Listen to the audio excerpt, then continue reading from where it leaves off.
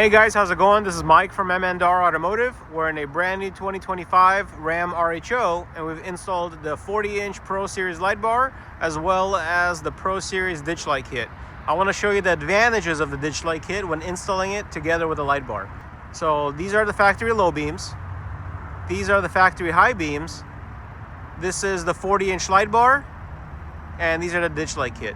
So notice when turning on the ditch lights, you do get light, which is a little bit wider than the light bar puts out. So it allows you to get a wider beam pattern to fill in the gaps where you need the most. So here I'm turning it on, you can angle it wherever you want. So turn off the ditch lights, turn off the light bar, turn on the light bar, turn on the ditch lights. Thank you guys for watching. I know you guys are gonna love the product, and make sure to tune into the videos where we show you full step-by-step installation, how to install these amazing products.